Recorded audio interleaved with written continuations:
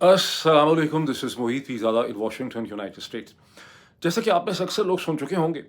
America और Israel ने अब से चंद घंटे पहले ईरान के ऊपर ताबड़तोड़ हमलों का एक सिलसिला शुरू किया, जिसमें न सिर्फ तेहरान बल्कि इस्फ़हान, शिराज़, ईरान के तमाम शहरों पे, वहाँ की तनसीबात पे, वहाँ के प्रेसिडेंशियल पैलेस पे, नेशनल सिक्योरिटी की बिल्डिंग्स के ऊपर हमला किया जा रहा है। इस हमले की तफ़सीलात मैं एक-एक करके आपको बताऊँगा, लेकिन इसमें हैरानगी की बात ये है कि अब से चंद घंटे पहले, थोड़ी देर पहले अमेरिका के सदर ने भी एक 8 मिनट की वीडियो के अंदर उन्होंने ये कन्फर्म किया है कि हमने ईरान के ऊपर एक मेजर हमला शुरू किया है, जिसका मकसद ईरान की हुकूमत को तबाह करना है, उनकी हुकूमत को तब्दील करना है। मकसद ये है कि ईरान की मिलिट्री को, उसकी नेवी को, उसके एयरपोर्ट्स को, उसके इंडस्ट्रियल बेस को, उसके न्यूक्लियर फैसिलिटीज़ को ख़त्म कर दिया जाए। और अमेरिकी सदर का ये कहना है कि ईरान के लोगों के पास ये अपॉर्चुनिटी और मौका है, जो बहुत मुश्किल से मिलता है, कि वो बाहर निकलें और इस हुकूमत को ख़त्म कर दें। सो ये एक बहुत वायलेंट मिलिट्री तरीके से ईरान में रजीम चेंज ऑपरेशन का आगाज़ हो चुका है। एट द सेम टाइम बहुत से लोगों को, एनालिस्ट को अब ये शक है कि पाकिस्तान और अफ़गानिस्तान के दरमियान जो सूरत हाल डेवलप कर रही है बतदरीज टीटीपी का नाम लेके, वो दर हकीकत टीटीपी का मामला नहीं है। वो भी धीरे धीरे अफ़गानिस्तान के अंदर एक रजीम चेंज ऑपरेशन की तरफ सूरत हाल जारी है, जहाँ अफ़गान तालिबान की हुकूमत को गिरा कर वहाँ पर एक नई किस्म की हुकूमत जो है वो खड़ी करनी है। इसकी तफसीलात मैं स्टेप बाय स्टेप आपके सामने रखता हूँ। सबसे पहले जब ये हमले शुरू हुए तो एक टॉप अमेरिकन ऑफिशियल ने, जो अननेम्ड रहे, उसने रॉयटर्स को, बीबीसी को ये कंफर्म किया कि जो हमला अमेरिका का ईरान पे शुरू हो गया है, ये कोई नॉर्मल किस्म का हमला नहीं है, बल्कि बहुत ही बड़े और भारी पैमाने के ऊपर ये हमले जो हैं वो किए जा रहे हैं। जो अमेरिकन बेसिस जो हैं 10, उन्हें भी इस्तेमाल किया जा रहा है। अमेरिका की जो बहरा, जो पर्शियन गल्फ़ के अंदर, अरेबियन सी के अंदर, मेडिटेरेनियन के अंदर अमेरिकन बहरी बेड़े हैं, जहाँ तकरीबन इस वक्त बहरी बेड़ों के अलावा तकरीबन 24 या 25 डिस्ट्रॉयर्स हैं, जिसमें मेडिटेरेनियन के अंदर यूएसएस जेरल्ड आर फोर्ड है। दूसरी तरफ अरेबियन सी के अंदर यूएसएस अब्राहम लिंकन है, और इनके साथ डिस्ट्रॉयर्स हैं। उन तमाम जगहों से भी हमले किए जा रहे हैं, बेसिस से भी हमले किए जा रहे हैं, इसराइल से भी हमले किए जा रहे हैं। और आप ये समझिए कि एक खौफनाक किस्म की, एक इंतहाई खौफनाक किस्म की तबाही जो है वो इस वक्त ईरान के ऊपर अनलीश कर दी गई है। इसराइल के जो डिफेंस मिनिस्टर, इसराइल कैट्स उनका नाम है, उन्होंने अपनी स्टेटमेंट ये दी अजीबोगरीब किस्म की। उन्होंने कहा कि इसराइल ने ईरान के ऊपर प्रीएम्प्टिव स्ट्राइक्स की हैं अमेरिका के साथ मिलकर। प्रीएम्प्टिव अमेरिका में अगर आप देखेंगे इस वक्त ट्विटर पे, तो सैकड़ों हज़ारों लोग ये क्वेश्चन पूछ रहे हैं कि ये किस किस्म की प्रीएम्प्टिव स्ट्राइक है। प्रीएम्प्टिव स्ट्राइक तो उस वक्त होती है जब आपके ऊपर कोई हमला करने वाला होता है, उसके हमले को रोकने के लिए आप जो है जो इकदाम करते हैं वो प्रीएम्प्टिव है। यहाँ तो आखिरी वक्त तक ईरान ये कहता रहा कि हम अगला राउंड में आएंगे, वियना के अंदर टेक्निकल डिटेल्स करेंगे, हम बहुत पुरुमीद हैं कि इसका कोई हल जो है वो निकल सकेगा तमाम मामलात का। बहरहाल अब तो खैर डोनाल्ड ट्रंप ने भी इसको कंफर्म कर दिया है। इस हमले से चंद घंटे पहले ओमान के फॉरेन मिनिस्टर, जो मेरी अंडरस्टैंडिंग है कि अमेरिका में थे, बकर बूसैदी जो हैं, उन्होंने सेंट्रल ब्रॉडकास्टिंग जो सीबीएस है उस पे वो अपीयर हुए। उससे पहले अमेरिका या उसके बाद उनकी अमेरिका के वाइस प्रेसिडेंट जेडी वैंस से भी मुलाकात हुई। अपनी टेलीविज़न इंटरेक्शन में बुसीदी ने, जो फॉरेन मिनिस्टर हैं ओमान के, उन्होंने कहा कि उनको बहुत उम्मीद है कि अगर मौका दिया जाएगा अमेरिका की तरफ से तो यहाँ पर एक सलूशन जो है वो निकल रहा है। ईरान बहुत सीरियस है कि वो अपनी न्यूक्लियर फैसिलिटीज़ जो हैं उनको बंद कर देगा, वो एनरिचमेंट ज़ीरो कर देगा, वो कई बरस तक एनरिचमेंट नहीं करेगा, और तमाम चीज़ों के ऊपर एक एग्रीमेंट हो सकता है। लेकिन जैसे कि मैंने आपको कहा था, जब मैंने अपना पिछला व्लॉग किया था, तो मैंने अपने इस एनालिसिस आपको मैंने ये दिया था कि अमेरिका के हिसाब से दिन के 4-5 बजे के बाद, बिकॉज़ 3 बजे प्रेसिडेंट ने अपनी मीटिंग कॉल की थी, मैंने कहा था कि इसके बाद बहुत ज़्यादा ख़तरा, ये पॉसिबिलिटी है। मेरा एनालिसिस ये था, मैंने कहा कि ये हमला जो है वो हो सकता है, और मैंने आपको उसकी 2-3 वजूहात दी थी। मैंने कहा था कि हो सकता है कि वियना के अंदर जो नेक्स्ट राउंड होना है, जिसके बारे में ईरान और ओमान को बहुत ज़्यादा उम्मीद थी, शायद आपको याद होगा मैंने कहा था कि वियना का ये राउंड ना हो सके और उससे पहले ईरान के ऊपर हमला कर दिया जाए। और मैंने इसके 3-4 फैक्टर्स आपके सामने रखे थे। मैंने कहा था कि यूएसएस जेराल्ड आर फोर्ड जो है वो 4 दिन लेट हो गया, उसे ग्रीस में क्रेट पे रुकना पड़ गया, बिकॉज उसका जो स्विच सिस्टम था वो ख़राब था। वो जहाज़ जो है, मैंने कहा था कि 27 की शाम को वो जहाज़ जो है वो इसराइल के पोर्ट हैफा के करीब होगा, और वो तमाम फोर्सेस जिनकी ज़रूरत है हमला करने के लिए, वो कैपेसिटी पूरी हो जाएगी अमेरिकन प्रेसिडेंट की। उसके बाद आधी रात के बाद मेरा ख्याल था कि हमला हो सकता है। ये हमला सुबह के करीब हुआ है। अब तक जो इन्फॉर्मेशन है कि सुबह 8 बजे के करीब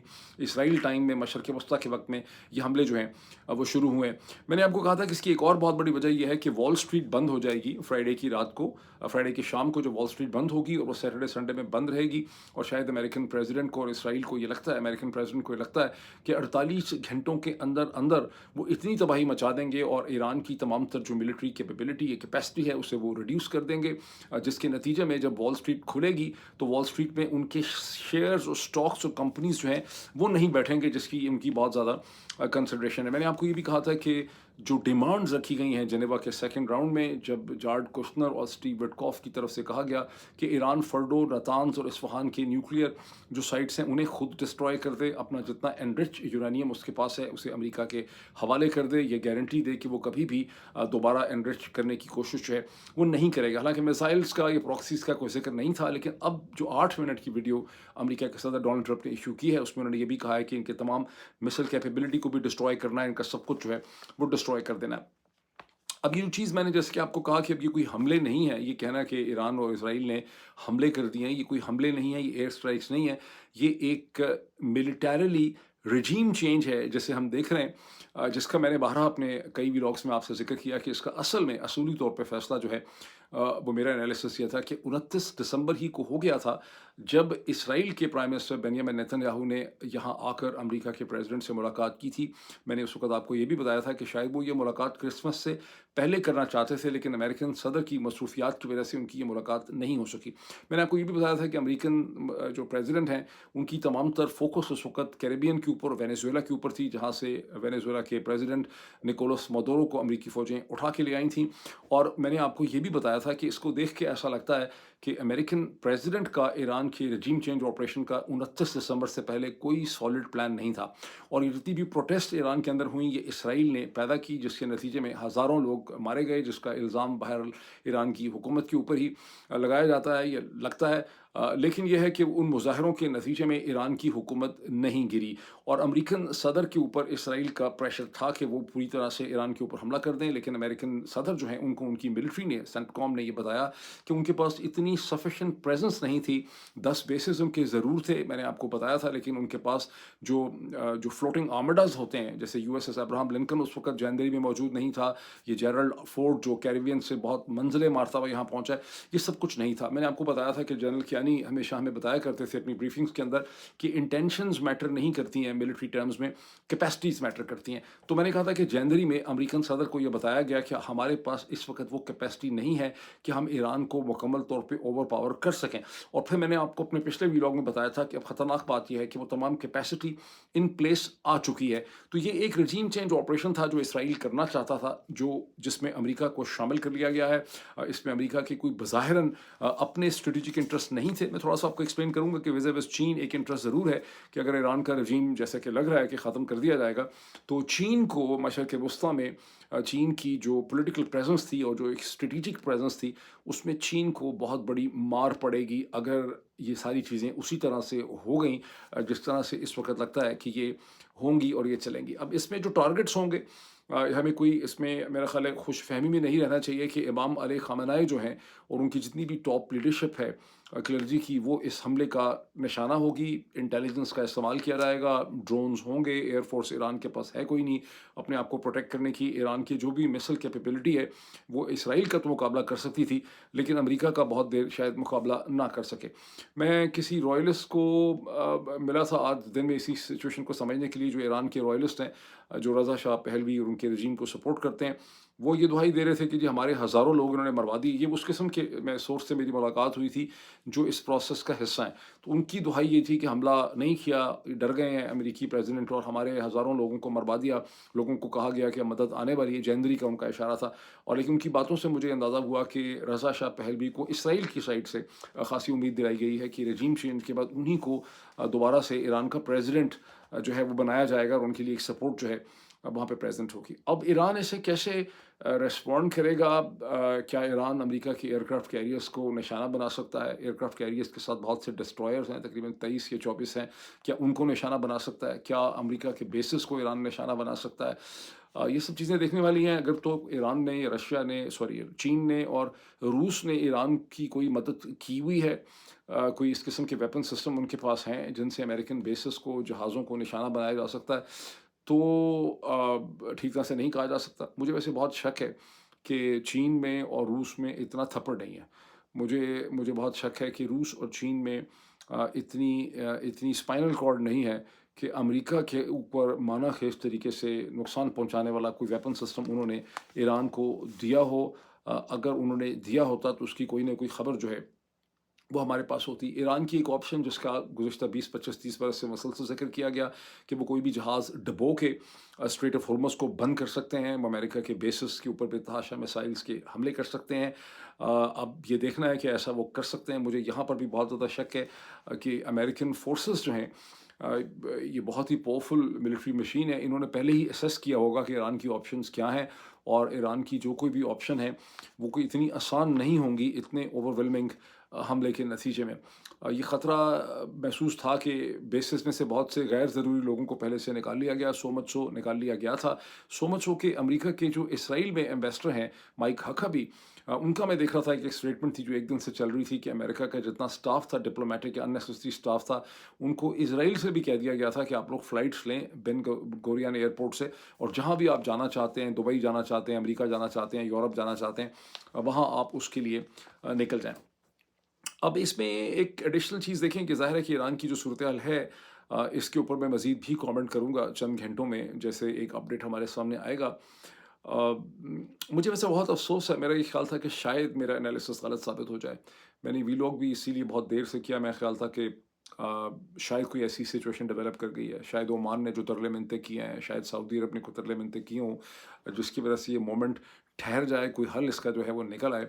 एनालिस्ट की बड़ी खुदगर्ज़ी की एक डिज़ायर होती है कि वो कह सके कि मैंने ना कहा था, ये मेरी बात सही साबित हुई, मेरा एनालिसिस सही साबित हुआ। लेकिन यकीन माने मुझे बहुत अफ़सोस है, मुझे बहुत दुःख है कि मेरा एनालिसिस सही साबित हुआ। एनालिसिस अपनी जगह पे, उम्मीद और ख़्वाहिश अपनी जगह पे, लेकिन मुझे बहुत उम्मीद थी कि शायद इसका कोई हल निकल आए। मुझे बहुत उम्मीद थी कि अमेरिका के सदर जो हैं, वो शायद नहीं जाना चाहेंगे हिस्ट्री में to known as a president जिन्होंने बड़ी-बड़ी जंगों का आगाज़ किया है। लेकिन मेरी वो तमाम जो एक ख़्वाहिश थी मेरे अंदर, वो गलत साबित हो गई है, फ़ेल हो गई है वो ख़्वाहिश। अब अफ़गानिस्तान के हवाले से भी बहुत ज़्यादा तशवीश पाई जाती है कि अफ़गानिस्तान और पाकिस्तान में जो कुछ हो रहा है, वो नहीं है जो बज़ाहिरन नंगी आँख से नज़र आता है। वैसे तो मैंने देखा है कि ट्विटर के ऊपर अजीब वाहियात किस्म की वीडियोस बनाई गई हैं पाकिस्तान की साइड से, किसी ने लगता है सरकारी तौर पे बनाई है, जिसमें अफ़गानों का, पश्तून्स का बहुत ज़्यादा कंटेम्प्ट से उनका मज़ाक उड़ाने की कोशिश की जा रही है कि तुम हमसे लड़ोगे, तुम्हारे पास तो एयरफ़ोर्स भी नहीं है, तुम्हारे पास तो टैंक भी नहीं है, तुम्हारे पास तो तोप भी नहीं है, और उसको लोग कंडेम भी कर रहे हैं। लेकिन जो पूरा केस है कि एक अनकंट्रोल्ड टीटीपी है, उस अनकंट्रोल्ड टीटीपी को अफ़गान तालिबान इस्तेमाल कर रहे हैं। मैंने आपको कई वीलॉग्स में बताया कि ये बहुत कोई कन्विंसिंग केस नहीं है, बिकॉज़ टीटीपी, जब अफ़गान तालिबान हमारे साथ थे और अफ़गान तालिबान इस पोज़ीशन में थे ही नहीं कि टीटीपी की मदद करते, तो भी 2004 से लेके 2015-16 तक टीटीपी ने पाकिस्तान में बहुत ज़्यादा तबाही मचाई, और अगर टीटीपी की लीडरशिप को कोई मार रहा था, बैतुल्ला महसूद से हकीमुल्लाह महसूद तक, तो वो अमेरिका के ड्रोन्स ही मार रहे थे, हम उनको नहीं मार रहे थे। तो मैंने कहा कि ये कहानी खासी पेचीदा लगती है, ये उस तरह से नहीं। लेकिन अब मुझे सीरियस अमेरिकन एनालिस्ट ने भी ये कहना शुरू कर दिया है, हु शैल रिमेन अननेम्ड, लेकिन उन्होंने मुझे कहा कि उनको लगता है कि एक अंडरस्टैंडिंग है कि अफ़गानिस्तान में भी एक रजीम चेंज होगा। ऐसे हालात पैदा कर दिए जाएंगे कि अफ़गान तालिबान की हुकूमत के ख़िलाफ़ या तो सिविल वॉर शुरू हो जाए, या हुकूमत कोलैप्स कर जाए, और अहमद शाह मसूद के जो साहिबज़ादे बरतानिया में, जिनको तालीम और तरबियत बहुत दिलाई गई है, जो बहुत अच्छी इंग्लिश बोलते हैं, अपने अनलाइक हिज फादर, अब उनकी पॉलिटिकल ओरिएंटेशन भी बड़ी डिफरेंट हो चुकी है, तो शायद वो भी फ्यूचर लीडरशिप का एक हिस्सा जो है अफ़गानिस्तान के हवाले से बन सकते हैं। तो ये एक ऐसी चीज़ है जिसको उस वक़्त बहुत ज़्यादा तक़वियत मिल गई, जब मेरा ख़्याल है वाइट हाउस के हेलीपैड से जब हेलीकॉप्टर की फ़्लाइट ले रहे थे, हेलीकॉप्टर पर बैठने वाले थे, अमेरिका के सदर डोनाल्ड ट्रंप, अब से बहुत घंटों पहले, जब उन्होंने अपनी मीटिंग की मशरिक़ वस्ता के हवाले से, फिर उनको निकल के टेक्सास जाना था, तो उस वक़्त उनसे किसी ने सवाल पूछा کہ پاکستان اور پاکستان کو بہت حملہ ہو گیا افغانستان کا پاکستان کے اوپر، تو کیا آپ پاکستان کی مدد کریں گے، سم تھنگ لائک دیٹ. اس میں انہوں نے کہا کہ ہاں میں کر سکتا ہوں، لیکن مجھے ضرورت نہیں ہے. میرا خیال ہے میں بہت اچھے لوگ ہیں، بڑی اچھی ان کی لیڈرشپ ہے. اشارہ ان کا شہباز شریف صاحب کی طرف تھا، اشارہ ان کا جنرل عاصم منیر صاحب کی طرف تھا. میں نے بعض لوگوں سے پوچھا کہ ان کا نام کیوں نہیں لیتے، یہ کیوں نہیں کہتے پرائم منسٹر شہباز شریف، کیوں نہیں کہتے جنرل عاصم منیر. تو مجھے بتانے والے نے یہ بتایا کہ ایکچولی پریزیڈنٹ کو ان کے نام یاد نہیں رہتے، تو ان کے ٹائٹلز یاد کرنا جو ہے ان کے لیے بہت آسان ہے. لیکن پریزیڈنٹ نے افرم کیا کہ وہ افغانستان پاکستان کے کانفلکٹ میں پاکستان کے ساتھ ہیں. انہوں نے یہ نہیں کہا کہ میں کنسرنڈ ہوں کہ پاکستان افغانستان کے درمیان میں یہ جو کانفلکٹ ہے ہمیں اس کو روکنے کی کوشش کرنی چاہیے، ہم اس میں میڈیٹ کروائیں گے، ہم امن کی کوشش کریں گے. انہوں نے ایسی کوئی بات نہیں کی. تو لوگوں نے پھر وہ ویڈیو ان کی پرانی بہت نکالی ہے جس میں انہوں نے کہا تھا کہ بیگرم ایئر بیس ہمیں واپس ملنا چاہیے. ایک اور ان کی ویڈیو جس میں انہوں نے کہا کہ بائیڈن ایڈمنسٹریشن ہتھیار اور ویپن سسٹم ہاتھ چھوڑ گئی ہے، یہ بھی ہمیں واپس ملنے چاہیے. تو اس وقت بہت لوگوں کو لگ رہا ہے کہ جو کچھ بھی افغانستان میں ہے یہ اس طرح سے نہیں ہے جس طرح سے اس کو دکھایا جا رہا ہے. اس کے پیچھے بھی ایک ڈفرینٹ قسم کی حقیقت ہے. اب ٹول کیا ہوگا افغانستان میں رجیم چینج کا؟ ایئر فورس ہوگا ٹول کیا ہے؟ اس سے کہتے ہیں ایران میں رجیم چینج کا ایئر فورس ہے ٹول. ایران میں رجیم چینج کا بوٹس آن گراؤنڈ کا تو پلان کسی کا نہیں ہے. تو اسرائیل اور امریکہ اپنے تابڑ توڑ حملوں سے، اپنے ایریل اٹیکس اور ایریل پلیٹ فارمز کے ذریعے ایران جیسے بڑے ملک میں جس کی آبادی 90 ملین سے زیادہ ہے، جس کا بہت بڑا سائز ہے، جس کا رقبہ 6,30,000 اسکوائر میل ہے، اس میں رجیم چینج لا رہے ہیں، جس میں کہ رجیم کو گرانے کی کئی دفعہ کوشش کی گئی، لیکن رجیم کی بڑی ڈیپر پینیٹریشن ہے وہاں کے لوگوں کے اندر. ان کے پاس اپنا ایک ملٹری سٹرکچر ہے، ریولیوشنری گارڈ ہیں، ان کے پاس ایک انٹیلیجنس کا پورا سسٹم ہے. اور جو بہت سی کوششیں کی گئیں اکارڈنگ ٹو دی اینالسٹ جو کہ مڈل ایسٹ اینالسٹ ہیں. میری چند ہفتے پہلے کیٹو انسٹیٹیوٹ میں ایک ایسے اینالسٹ سے بات ہوئی تھی، تو انہوں نے مجھے کہا کہ جون میں بھی پورا رجیم چینج آپریشن کا پلان تھا جو 12 دن کی جنگ تھی، وہ اور کچھ نہیں تھا، وہ رجیم چینج آپریشن تھا، لیکن اس میں فیل ہو گئے. دوسرا دسمبر جنوری میں فیل ہو گئے، لیکن اب مجھے لگ رہا ہے کہ فیل نہیں ہوں گے. اسی طرح سے جہاں ایئر فورس جو ہے وہ ایران میں رجیم چینج کر سکتی ہے، اسی طرح سے ایئر فورس جو ہے وہ افغانستان میں استعمال ہو سکتی ہے رجیم چینج کے لیے. اور میں دیکھ رہا تھا بہت سے ہندوستانی ٹیلی ویژن چینل جو ہیں وہ بہت پاکستانیوں کا مذاق اڑا رہے ہیں کہ افغان طالبان آ گئے، پاکستانی سپاہی دوڑ گئے، اور یہ سب کچھ نان سینسیکل بچگانہ قسم کی باتیں ہیں. پاکستان ایئر فورس ایک بہت پاورفل ٹول ہے، ایک بہت بڑی پاورفل مشین ہے، اور یہ ایسی مشین ہے جس کے سامنے افغان رجیم ٹھہر نہیں سکتا. اور ویسے بھی کوئی پاکستان کو گورن تھوڑا کرنا ہے وہاں پہ. اب اس میں تھوڑا سا میں آپ کو بتا دوں کہ ان ساری چیزوں کے پیچھے ایک اور بھی اس کا ایک بیک گراؤنڈ ہے. 2 بہت امپورٹنٹ الیکشن ہونے ہیں اگلے چند مہینوں میں. نومبر میں امریکہ میں مڈ ٹرم الیکشن ہونے ہیں، اور مڈ ٹرم الیکشن میں شروع میں آج سے چند ہفتے پہلے تک تو یہ تھا کہ ہاؤس جو ہے، جو لوور ہاؤس ہے پارلیمنٹ کا، جس کو ہاؤس کہتے ہیں، عرف عام میں لوگ کانگریس کہتے ہیں، کانگریس کے 2 حصے ہیں، ایک ہاؤس آف ریپرزنٹیٹیو ہے، دوسرا سینٹ ہے. تو چند ہفتے پہلے تک تاثر یہ تھا کہ ریپبلکنز اینڈ پریزیڈنٹ کی ٹیم جو ہے وہ ہاؤس کو لوز کریں گے. 10-12 دن سے یہ تھا کہ سینٹ کو بھی لوز کر سکتے ہیں، پریزیڈنٹ اتنے انپاپولر ہو چکے ہیں، ان کی پارٹی بہت پریشان. اگر ایران میں ایک سکسیزفل رجیم چینج آپریشن ہوتا ہے اور امریکہ کا کوئی بہت زیادہ نقصان نہیں ہوتا، بیسز کا نقصان نہیں ہوتا، فورسز کا نقصان نہیں ہوتا، بحری بیڑوں کا نقصان نہیں ہوتا، اور اس کے بعد افغانستان میں بھی رجیم چینج آپریشن ہو جاتا ہے اگلے چند ہفتوں کے اندر، تو پھر امریکن پریزیڈنٹ اور ان کی پارٹی ہاؤس بھی جیت سکتی ہے اور سینٹ بھی جیت سکتی ہے. بیکاز پالیٹکس میں جو چیز ہوتی ہے وہ الٹیمیٹلی آپ نے اپنے پولیٹیکل بیس کو انرجائز کرنا ہوتا ہے. آپ نے اپنی مخالف سائڈ کے ووٹ نہیں جیتنے ہوتے، اپنے بیس کو آپ دکھاتے ہیں کہ میں کتنا اچھا ہوں، میں کتنا طاقتور ہوں. اس سے ذات ہی ایک بہت امپورٹنٹ الیکشن اسرائیل میں بھی ہونا ہے، اور پرائم منسٹر بینیامن جو نیتن یاہو ہیں وہ اب ہسٹری میں سب سے لانگسٹ سرونگ اسرائیلی پرائم منسٹر ہیں. وہ پہلی دفعہ 1996 سے 1999 کے درمیان تقریباً 3 برس اسرائیل کے پرائم منسٹر رہے. دوسری دفعہ 2009 سے 2021 تک آپ کہہ لیں کہ وہ تقریباً 11-12 برس اسرائیل کے پرائم منسٹر ہے. پھر 2022 سے 23 سے 2022 سے شاید 2023 سے دوبارہ اسرائیل کے پرائم منسٹر ہیں. تو 3rd ٹائم پرائم منسٹر ہیں. اسرائیل کی جو 80 برس کی تاریخ ہے اس کے وہ لانگسٹ سرونگ پرائم منسٹر ہیں. اور یہ دونوں جنگیں اگر اسی ڈائریکشن میں جاتی ہیں، ایران کی جنگ کا وہی نتیجہ نکلتا ہے جو ہمیں لگ رہا ہے کہ نکل رہا ہے، تو پھر نیتن یاہو ایک بار پھر اسرائیل کے پرائم منسٹر جو ہیں وہ ہمیں بنتے ہوئے نظر آ رہے ہیں. اب اس کی جو لیٹسٹ ڈیولپمنٹس ہوں گی پھر میں آپ کے ساتھ دوبارہ شیئر کروں گا. ابھی اتنا ہی.